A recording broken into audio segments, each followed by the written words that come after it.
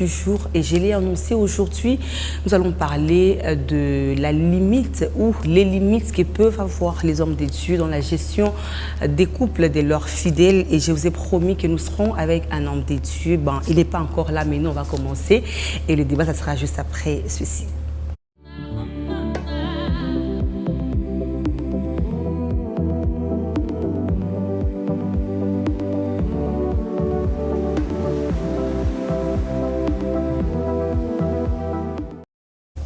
Alors, j'aimerais commencer avec Lina Katoun parce que elle m'inspire un peu, elle donne l'aura des femmes des pasteurs. Chère future maman pasteur, je vais commencer avec toi. Par rapport à cette question, Lina Katoun, selon toi, quel est le rôle exact d'un homme de Dieu dans la gestion des couples? Le rôle exact d'un homme de Dieu dans la gestion d'un couple. Je pense qu'il ne peut jouer qu'un rôle d'accompagnateur. Au-delà de tout ça. Maintenant, quand on dit un homme de Dieu, c'est un peu vague.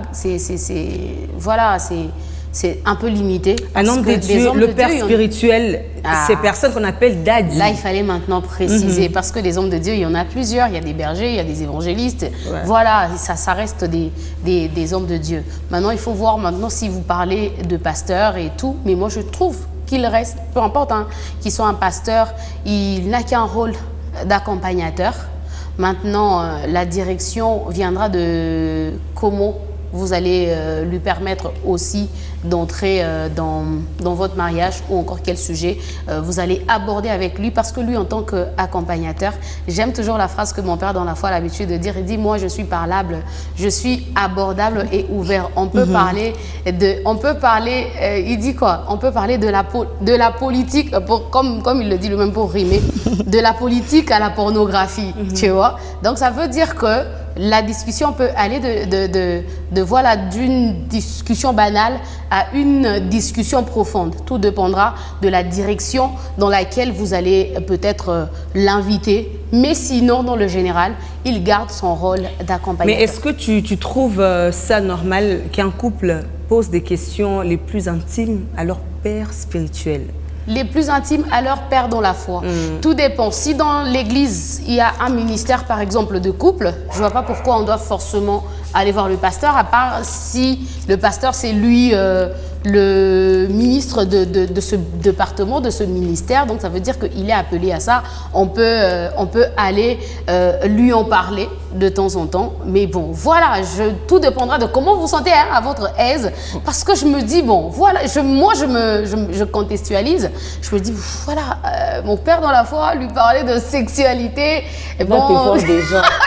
Il va voir comme s'il me voit. Si, j'aurais l'impression, exactement, j'aurais l'impression que, parce que tu sais, il va devoir aussi me poser des questions intrusives et je ne me sentirais pas à l'aise, tu vois. Je ne me sentirais pas à l'aise parce qu'à un certain moment, un père dans la foi, un père spirituel, on le voit comme notre père, en fait. Je ne me vois pas aller parler de sexualité avec mon papa. Je ne vois pas aller lui dire, papa, allez au bonheur, je suis satisfait, wapi. Donc, c'est pareil peut-être qu'avec les pasteurs à un certain niveau. Mais je trouve que parce que il y a dans certaines églises où il y a un département de famille, un ministère de couple, si peut-être il chapeaute ce ministère, parce que dans le ministère de couple, on se dit tout. Oui, aujourd'hui, mon mari... Oui, parce qu'on a tendance à... Souvent, lorsque nous conseillons les femmes, on leur dit, lorsque vous sentez que vous avez un parrain ou une marraine qui n'est pas fiable, vous pouvez recourir à votre père spirituel ou à votre mère spirituelle. Déjà, Immaculée fait, tu ne peux pas faire ça. Ouais, ça peut se faire. Moi, je trouve que ça peut se faire.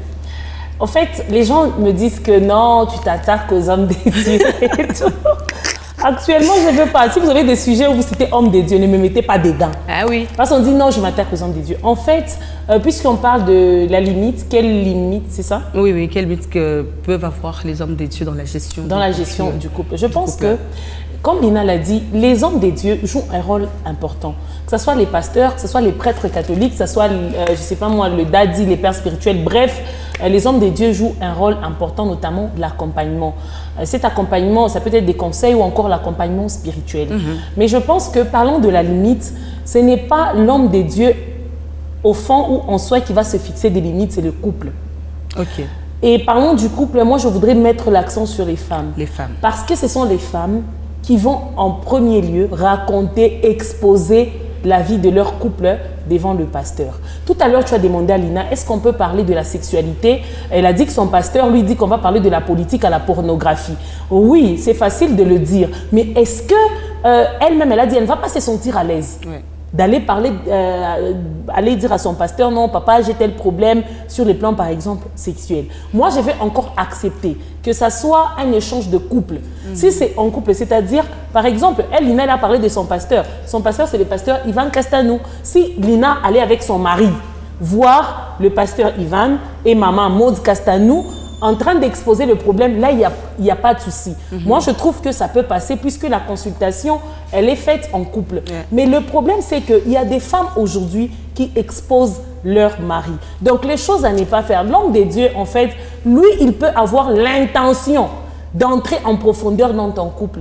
Mais si toi, la femme ou l'homme, tu n'as pas l'intention de lui parler des problèmes les plus intimes, par exemple, il y a des choses à éviter. Il y a des femmes aujourd'hui qui vont raconter et exposer toutes les faiblesses, de leur mari devant les pasteurs. Donc tu commences à dire non, mon mari il est comme ça, mon mari il est comme ça. Ce n'est pas la manière dont nos pères spirituels nous ont éduqués, non, parce maman, que ça n'a rien à on voir. pense que Daddy, lui, il est le représentant des dieux. Ça c'est un problème. Donc, il est le seul qui peut donner peut-être solution à nos problèmes. Jackie, aujourd'hui les fidèles sont devenus fanatiques.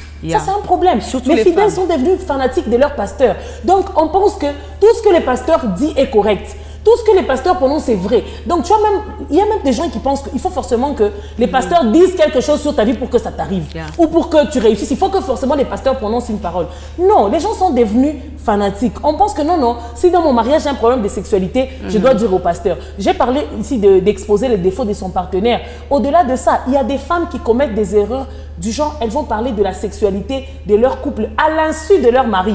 Par exemple, moi, je vais voir le pasteur. Je dis, non, pasteur, regardez, mon mari, il ne me satisfait pas. Vous savez qu'aujourd'hui, il y a des pasteurs qui abusent de leurs fidèles à cause des fidèles eux-mêmes. Parce que quand tu vas exposer, non, mon mari, il n'est pas performant. Mon mari, il fait seulement 2 minutes. Et n'oubliez pas que le pasteur, c'est aussi le pasteur, c'est aussi un homme. Pendant que tu lui parles, il y a des choses qui se passent dans son corps. Prochainement, il va te dire, bon, si ton mari ne les fait pas bien, je pense que... le faire. il y a des pasteurs, hein. Alors, comme nous parlons de pasteurs, nous avons déjà notre pasteur avec nous, le pasteur Emmanuel Banza. Bonjour et bienvenue. Bonjour.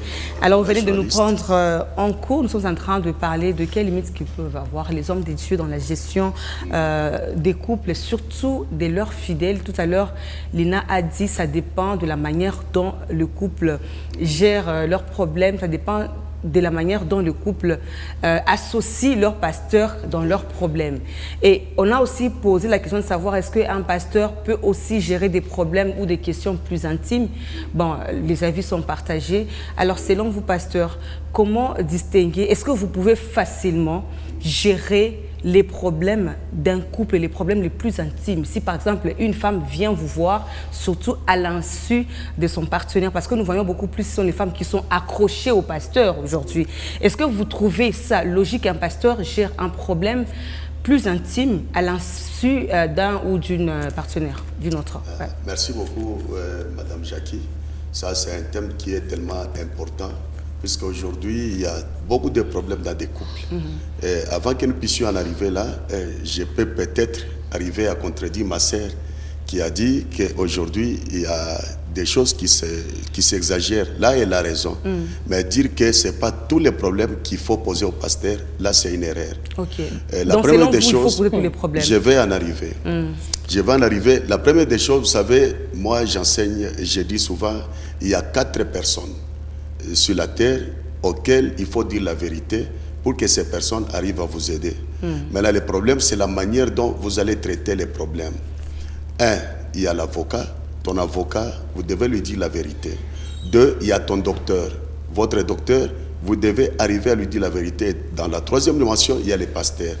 D'ailleurs, vous allez comprendre avec moi que le mariage, c'est une institution biblique. Oui. Vous comprenez très bien. Donc, c'est le pasteur qui est le plus concerné. Très bien. C'est le pasteur qui est le plus concerné parce que c'est Dieu qui est l'auteur du mariage. Et étant donné que Dieu est l'auteur du mariage, il connaissait très bien, tout comme le corps humain peut tomber malade, il peut se retrouver dans l'incapacité peut-être de fonctionner, le mariage aussi peut tomber malade. Il y a une émission je peux voir prochainement, peut-être on peut animer, que j'anime souvent, je dis à nous les mariés. Là, je considère le mariage comme un corps humain. Étant donné que c'est un corps humain, donc ça peut tomber malade, il y a des accidents, il y a des problèmes qui demandent la résolution. Maintenant, il y a un problème. Comment gérer des problèmes intimes liés à un couple? Parce qu'un homme de Dieu, il n'a pas seulement le rôle de jouer comme étant le père spirituel, mais il est aussi mentor. Non seulement mentor, il est conseiller. Et non seulement il est conseiller, il est un spécialiste. C'est pourquoi ce n'est pas tous les pasteurs. Là, à ce point, on doit s'éclaircir. Il y a l'autre, s'il a les dons de la prophétie, qui se limite là. L'autre, il a les dons des miracles, qui se limite là. Mais il y a les autres qui ont les dons aussi de guérir les couples. Parce que l'auteur du mariage, c'est l'Éternel lui-même. Maintenant, au cas où il y a des problèmes intimes, parce que devant les médecins, il n'y a pas la honte. Maintenant, c'est la façon de régler. Souvent, par la sagesse et aussi par l'inspiration du Saint-Esprit. Lorsque vous voyez que vos débats commencent à aller avec des tendances à vous mettre ensemble, les pasteurs et la fidèle, vous commencez à voir les intimités, vous commencez à dépasser les niveaux.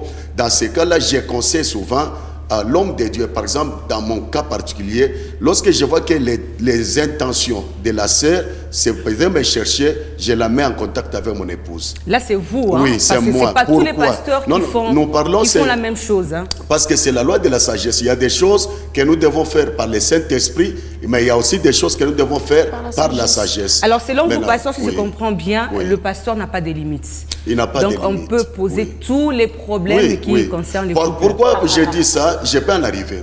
Quels sont les problèmes les plus courants dans les couples?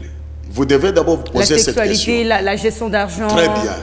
Ouais, ça, c'est la question la plus importante. Ouais. Si nous arrivons à détecter les problèmes les plus importants du couple, c'est alors qu'on peut chercher les remèdes. Parmi ces problèmes, il y a la gestion de la sexualité, il y a la gestion des finances, il y a le traitement des enfants, il y a les rapports sociaux entre la belle famille. Donc, comment la femme traite les gens de la famille de son mari et comment le mari aussi traite les gens de la famille de sa femme. Merci, pasteur. Il y en a beaucoup. Alors, je vais prendre Lina Kachund. Le pasteur dit tout à l'heure qu'il n'y a pas de limite pour un pasteur, il n'y a pas de limite pour les hommes de Dieu. Est-ce qu'un pasteur célibataire, je prends le cas du pasteur Moïse Mbi, c'est lui le père spirituel de l'église Cité Bethel, il est encore célibataire. Est-ce qu'il peut se permettre de gérer les problèmes du couple, surtout le problème les plus intimes? Il n'a aucune expérience en matière. Qui te dit qu'il n'a pas de femme? Tu les juges en fonction de quoi? Il n'a pas de femme. Hein. Bon, jusque-là, officiellement, en tout cas, je ne connais pas une femme. Non, l'expérience est pas liée seulement au fait d'avoir une femme. Ouais, voilà. Le pasteur a dit tout à l'heure, il y a des problèmes dans la vie qu'il faut savoir. Quand on est pasteur, on est ministre de Dieu. Il y a des histoires qu'il faut traiter avec le Saint-Esprit. Il y a des histoires qu'il faut aussi traiter avec la sagesse. Alors, je pense que je ne sais pas ici confirmer pour dire que non, quand tu es célibataire, tu n'as pas droit d'échanger avec les personnes qui sont mariées. Dans ce cas, vous me demanderez de quitter ce plateau parce que je n'ai pas ma place dans ce sens-là. Mais je trouve que tout part aussi de la connaissance. Lui, en tant que père, père spirituel ou père dans la foi, il est obligé d'être présent dans les problèmes de ses enfants. Tu vois, il n'est pas un père spirituel que pour les mariés et pas pour les mariés. Parce que imaginez, comme je l'ai dit, lui, il a le rôle d'encadrer. Ça veut dire que c'est un peu vague. Si un couple venait avec ses problèmes de mariés, parce que tout dépend aussi avec les pères spirituels, on communique aussi selon les affinités et la confiance qu'on a. Le pasteur a dit tout à l'heure que lui, il pense que si la sœur devient un peu collante, elle l'envoie chez maman.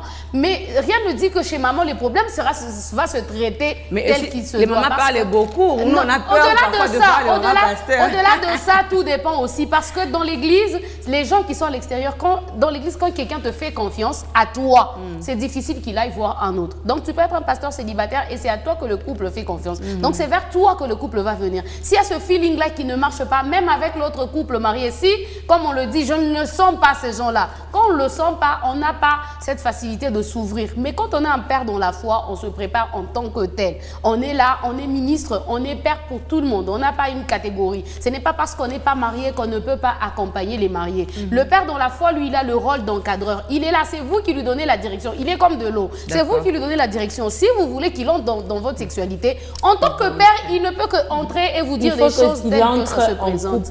Moi, Jackie, j'insiste encore. Le pasteur tout à l'heure a dit qu'il n'y a pas de limite. Il faut tout parler, tout dire au pasteur. Moi, je suis d'accord, mais il faudrait que ça se passe en couple. Je te dis, il y a beaucoup d'abus aujourd'hui dans les églises. Et c'est pas un mythe, aussi, il faut se dire qu'il y a beaucoup de couples qui ont été détruits plutôt à cause des églises, à cause de leur pasteur. Il y a aussi des couples qui tiennent aujourd'hui parce que le pasteur a orienté. Donc, les hommes de Dieu ne sont pas forcément mauvais. Ça dépend de la manière dont nous allons voir les pasteurs. Mais moi, j'insiste encore, c'est pas pour rien qu'on dit que c'est l'intimité. L'intimité, si tu ne sais pas parler de l'intimité à ta mère, à ton père. Il y a même des gens qui se limitent en fait, qui se gênent d'en parler aux parrains. À combien plus forte raison tu auras cette facilité de commencer à les raconter régulièrement les problèmes les plus intimes au pasteur? Moi, je trouve qu'il y a un déséquilibre. Et dans la plupart des cas, puisqu'on parle de problèmes de couple, c'est seulement les femmes qui vont raconter. Rares sont les fois où des hommes vont voir les pasteurs pour dire « ma femme, elle ne me satisfait pas ». Ma femme, c'est souvent les femmes qui vont, et parfois, elles se rendent tellement vulnérables, victimes, pour que les pasteurs puissent avoir pitié. Au fond, le pasteur, c'est vrai, il a le rôle d'accompagner, mais on oublie que c'est un être humain. C'est un homme, il peut t'aider, mais le fait de les fréquenter, lui raconter les mêmes histoires, surtout les problèmes intimes et exposer les faiblesses du partenaire. Ça, moi, j'insiste, même si tu es mon père spirituel, je crois que dans tout ce qu'on dit, il y a des limites. C'est vrai que tu vas nous orienter, mais ce n'est pas chaque jour qu'on vient avec des problèmes, Jackie. Parce qu'en fait, je peux te parler de la belle famille, je peux te parler de la gestion d'argent. Parce qu'avec la gestion d'argent, tu ne vas pas me conseiller seul. Tu vas appeler mon mari. Mais pour la sexualité, tu sais qu'il y a même des femmes qui manipulent. Je ne sais pas si je veux dire que c'est les femmes qui manipulent, ce sont les pasteurs qui manipulent les fidèles. Elles te racontent, elles te disent que ça reste entre nous. Un problème qui concerne moi et mon mari. Mais après, moi, je vais dire au pasteur, je dis que ça reste entre nous. À mon avis, je pense que les pasteurs vont traiter ça comment? Parce que s'il faut qu'ils traitent ces problèmes, mon mari doit être de la partie. Alors. Et il y a même des femmes aussi qui disent, dis à mon mari que j'ai raison. On commence à manipuler le partenaire ou encore les pasteurs. Ce sont des choses à éviter. On pense que c'est la femme qui est la plus vulnérable dans l'histoire. Allô, pasteur? Nous parlons aujourd'hui de ces femmes, parce que tout à l'heure, Immaculée a dit qu'il y a de ces femmes qui deviennent aujourd'hui, je dirais... ou des pasteurs qui prennent parti aussi. Qui prennent parti, aussi des femmes qui deviennent dépendantes des conseils de leur pasteur. Alors, comment bon, je prends votre cas. Comment vous réagissez lorsque une femme, vous sentez vraiment qu'elle devient dépendante et elle commence même à empiéter l'autorité de son mari? Dans ce cas, comment réagissez-vous? Ça vous fait plaisir ou ça vous fait honneur de voir une femme vous honorer beaucoup plus que son partenaire? Ok, merci beaucoup. Vous savez, ça dépend. Vous voyez, même quand on parle des habits aujourd'hui, ce n'est pas seulement dans les corps pastoraux, partout. Même chez les médecins, récemment, j'ai traité un problème et j'ai suivi les informations. Il y a un docteur qui a plus violé de ces femmes-là qui partaient la consulter. C'est partout. Maintenant, le grand problème aujourd'hui, c'est comprendre s'il y a des gens qui sont vraiment convertis. Si tu es réellement appelé par Dieu et être converti, vous allez voir que vous n'allez pas avoir honte de dire la vérité à quelqu'un. Vous savez, par exemple, il y a un point que ma sœur Immaculée vient de soulever là. Elle a dit, par exemple, la chrétienne qui dit à son pasteur que ça reste entre nous et que mon mari ne sache pas. C'est une erreur. Un pasteur doit dire la vérité, rien que la vérité. Et si vous voyez que le cas s'avère tellement difficile ou grave, qu'est-ce qui peut vous empêcher, vous, pasteur, à appeler son mari et les mettre ensemble et les traiter ensemble et commencer à créer des rendez-vous. Par exemple, entre vous et tous les couples qui sont là, les maris et la femme sont là pour enlever les suspicions et puis éviter les erreurs. Un autre point, c'est lequel? On va finir par là, oui. Oui, un autre point, moi j'enseigne souvent. Une femme qui obéit plus à son pasteur qu'à son mari, elle commet un péché. Puisque la première personne que vous devez obéir, même à bien servir, à manger dans de bonnes assiettes, c'est votre femme et votre mari. Merci beaucoup, pasteur. Voilà. En tout cas, si je comprends bien, c'est toujours prudent de consulter votre pasteur, pas à l'insu de votre partenaire, mais aller ensemble. En couple. Merci Immaculée, merci Lina, sinon, merci pasteur d'avoir d'avoir été là. intentions. On se fixe rendez-vous très prochainement. Au revoir. Merci.